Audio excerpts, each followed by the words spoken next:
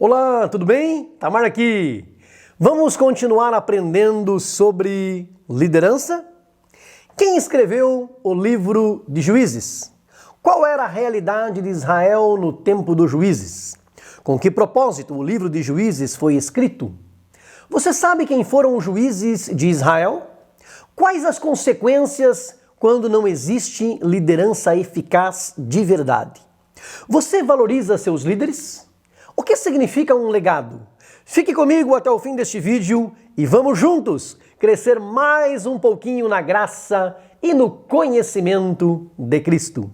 Se inscreva no canal, clique no sininho, escolha a opção todas para ser avisado todas as vezes que publicarmos uma mensagem do céu para a sua vida. Já deixe o seu like, clicando aí no joinha, no gostei e compartilhe com todos os teus contatos. Deus te recompensará. Vem comigo!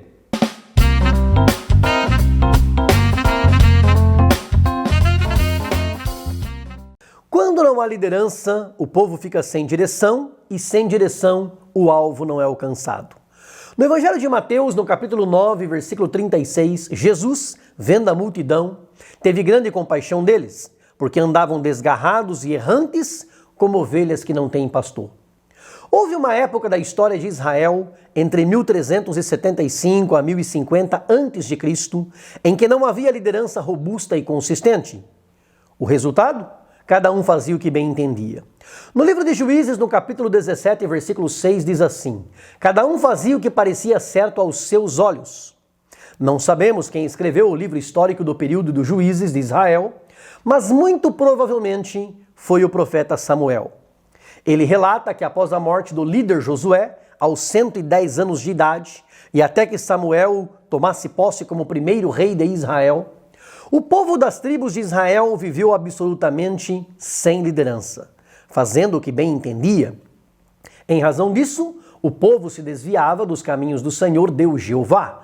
Deus executava o juízo sobre o povo sofria, se arrependia, clamava e Deus levantava um juiz para livrar Israel. Mas o ciclo recomeçava. Apostasia, livramento. Abandono da fé, livramento.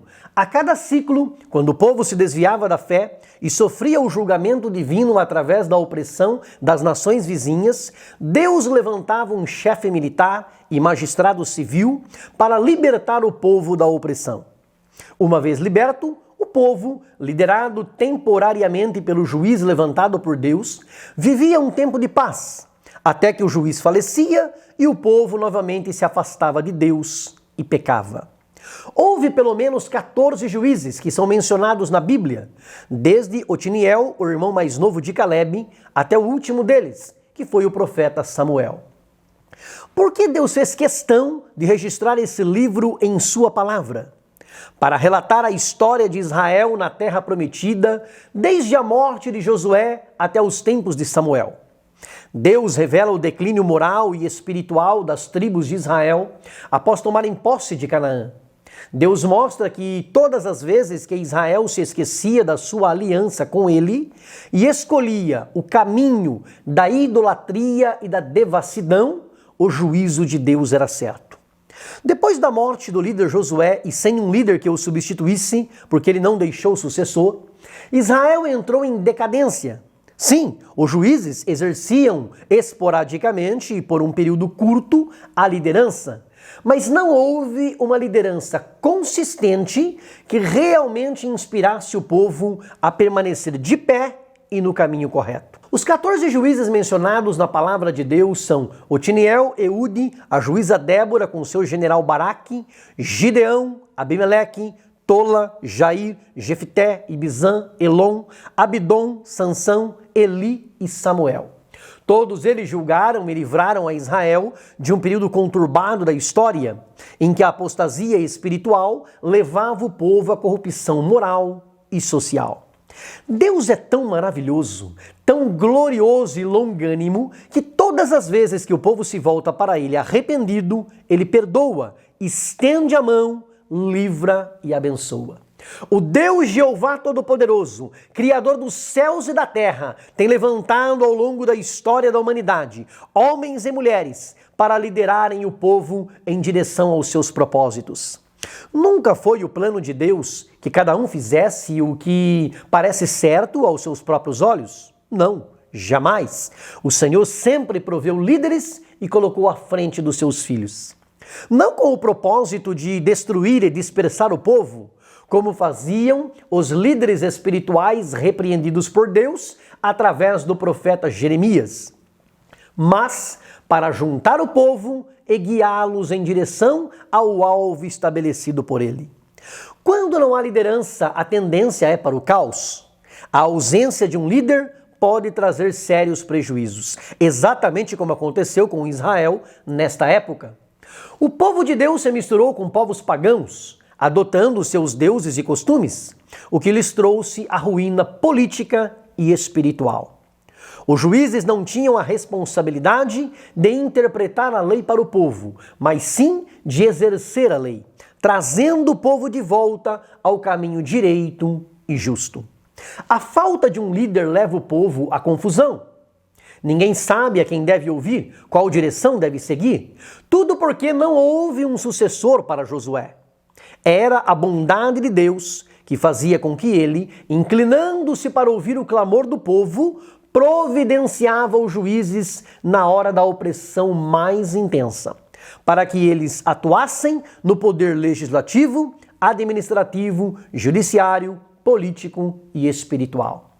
E por que Deus providenciava? Porque Deus estabeleceu a ordem e para que haja ordem é necessário, é mister que haja liderança. Nenhum exército vence uma batalha sem um comandante. É preciso alguém que dê a direção, a motivação, a estratégia. Que Deus levante líderes que se importem de verdade com as pessoas. Que Deus capacite a liderança para que homens e mulheres sejam líderes tementes a Ele. Que queiram fazer o bem e conduzir as pessoas com sabedoria e amor. Note que quando Deus queria exercer o juízo sobre o seu povo, Ele os privava de líderes tementes a Ele. Mas quando queria abençoá-los, levantava homens e mulheres segundo a sua vontade. Líderes são bênçãos de Deus no nosso caminho. Que nunca falte bons líderes para o povo de Deus, para que não haja confusão social, caos moral e abandono da fé. Por isso, é importante que valorizemos e respeitemos os bons líderes que Deus nos deu.